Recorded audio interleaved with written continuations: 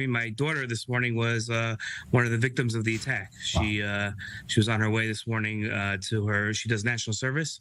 She commutes every day from Jerusalem to Beit Shemesh and was waiting for her bus when the explosion happened. How is she doing, if I can ask? Thank God we just got out of the hospital. We're blessed, and she's fine. Thank God she's fine. She had cuts, but she's okay. Okay, I mean, hitting you in the closest way right now, and so many others. This is obviously, you're not alone in struggling with this. What's that reaction this morning? What's that guttural reaction to this type of thing again happening? Obviously, bombs are so sensitive of an issue for people in Jerusalem, the wider country. No question about it. What does this do to us? So I think it just puts us back on this state of being aware all the time.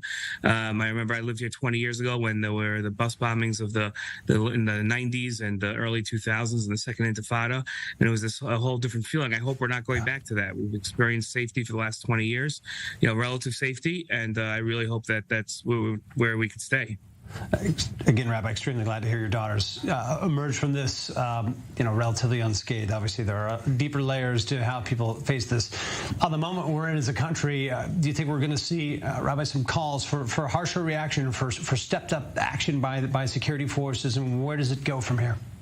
So I'm not a security expert. I don't know. The natural reaction as a father, I can tell you, is that I definitely want security stepped up. I don't want any other parent to experience what I had this morning.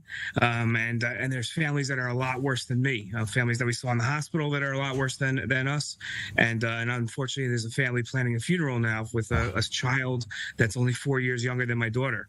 So I don't want that to happen. Whatever steps have to be taken to make sure that nobody else goes through this. Absolutely heartbreaking. Rabbi Uri Pilichowski, thanks for being with us. Thanks for sharing the personal side of things. I'm glad to hear your daughter is recovering all right. Thanks for joining us.